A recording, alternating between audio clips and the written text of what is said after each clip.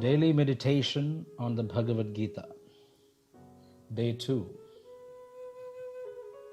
The greatness and popularity of Srimad Bhagavad Gita has influenced positively or inspired millions of human beings all around the world. Especially, world leaders were positively influenced by its message. The Bhagavad Gita gives great motivation and hope to a sorrowful mind. It is a fact that the world offers black swans. Individual and collective suffering is inevitable. It is quite natural for a rational being to search for the cause of sorrow and suffering.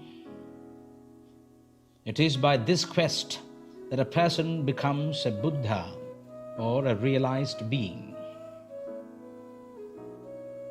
Here, the scene where Lord Krishna's divine counsel took birth is a war field.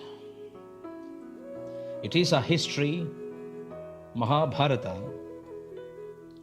It is a source book on our history, culture, and essential counsel for our spiritual well-being.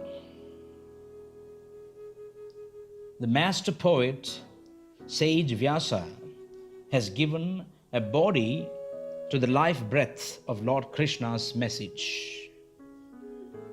The Bhagavad Gita contains 700 esoteric and divine messages. The Gita contains 700 verses. Each sloka is a poetic masterpiece of sage Vyasa. The scene is full of strife and confusion, reminding us of our daily lives.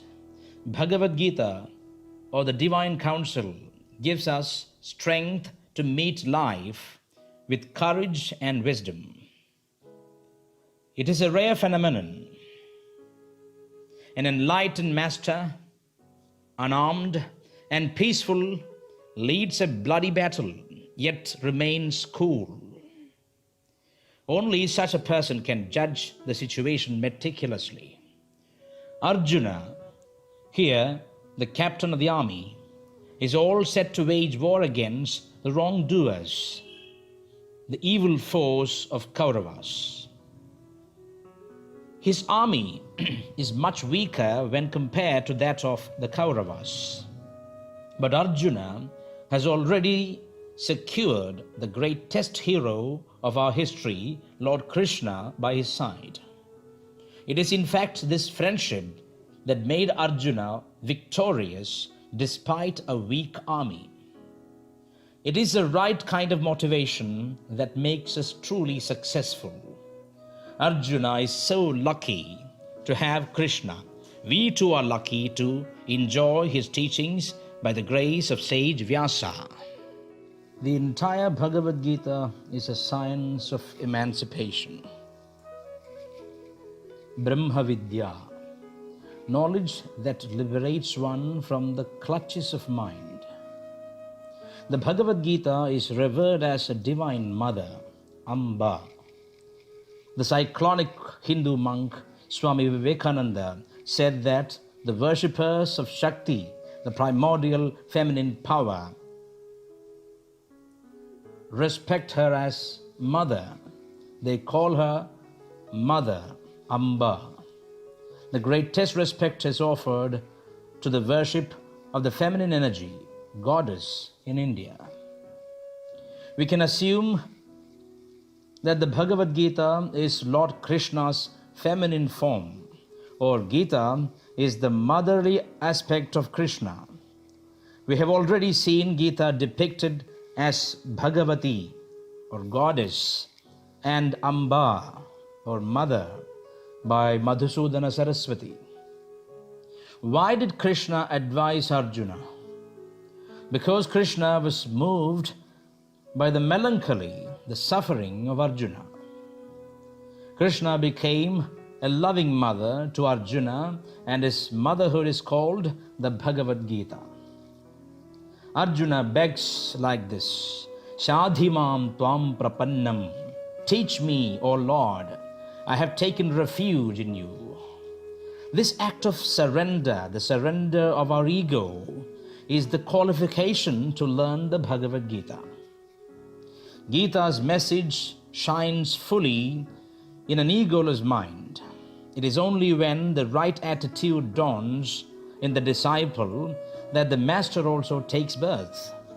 It all depends on the learner, because the master doesn't categorize as guru or disciple.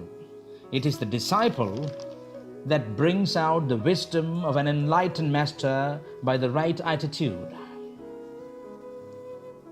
A forlorn soul, a sorrowful mind, a dejected person cries and seeks help from the Almighty to solve his problems. When the yearning becomes mature, the master appears. Here, the Lord was just a companion to Arjuna. Only when the right yearning to know became so powerful that Krishna revealed his wisdom to Arjuna. So, Krishna is a friend turned master, a friend turned master as far as Arjuna is concerned. The one primary law of Guru is that a master must cross the river of sorrow before he starts teaching.